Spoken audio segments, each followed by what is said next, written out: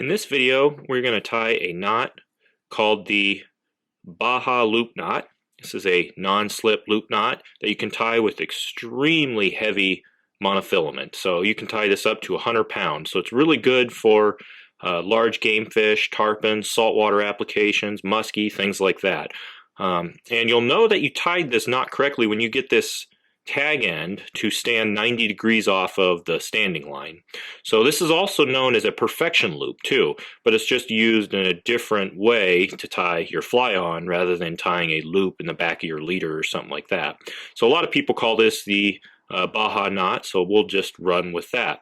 So today, let's tie it on this big giant hook, which is actually fairly difficult to do. I will say that the larger the fly, like these articulated streamers, the more difficult this fly is to tie. Just because you have to pass, at the end, you have to pass the entire fly through a loop, which makes it a little difficult because the fly is kind of big. So this is actually a pretty easy knot to tie. It's just a series of 3 loops, but it can be very difficult to learn. It's kind of a mind teaser when you're first trying to learn it. Now I'm going to show you the way that I tie it. It's a little different than some of the other ways you see on the internet. I actually tie it essentially backwards. So a lot of the other tutorials you'll see tie it basically flipped. But this is the easiest way to tie it for me. I'm right-handed. Hopefully for most people out there this will be the easy way to tie it for them as well. So I'm going to start with the tag end in my right hand, the leader or standing end in my left hand. So the first thing we're going to do is throw a loop in the line. And I want this loop to cross in front of me with the tag end going off to my right. Leave yourself lots of tag end when you're learning how to tie this knot. You're going to burn through a lot of monofilament when you're learning because you're going to make pretty big loops and you're going to be basically figuring it out. So leave yourself lots of room here on the tag end. Next step is to thread that tag end through the eye of your hook, just like that. Next step is to make a second loop.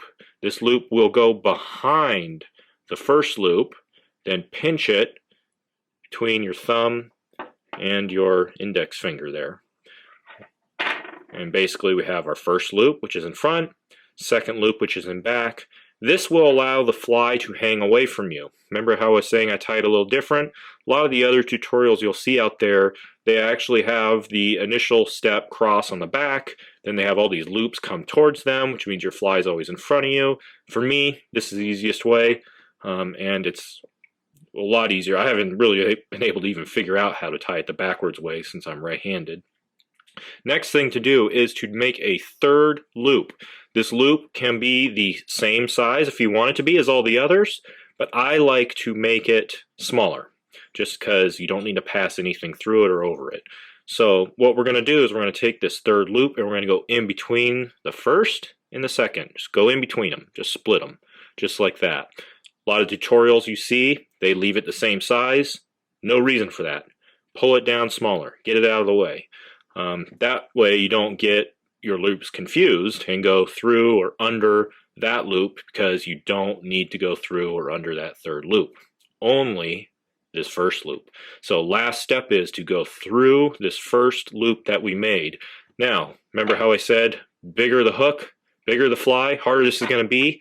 It will not go through that loop in the size that it's at. So you actually have to pull on one end, which is basically the standing line. So I'm pulling a little more leader essentially out, and then you can pass it through your hook. Now what this is going to do is it's going to make for a really, really big loop. So when I grab my tag end in the standing line and pull it all, you can see there how big my loop got.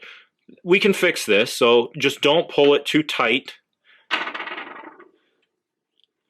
when you first bite down. So if you leave it a little loose, you can actually take the tag end, close the loop.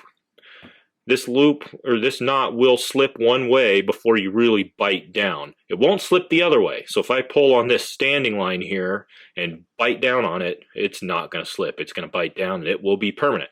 So just take your tag end, pull on it to close that loop a little bit, Then we're going to seat this knot. So basically I'm just going to pull on the standing line and bite it down. You can pull on the tag end as well. Just get everybody situated there. And you'll know that you tied this knot correctly when you get this little 90-degree angle off of your tag end and the standing line. That's how you know you have a correct Baja knot. And you can see this knot bit down and seated really well on this fly line. You can tie this on rope even. I mean, it is extremely good knot for super thick materials. So very handy to have if you're out there saltwater fishing or shark fishing, things like that. Handy little knot. So that is the Baja knot.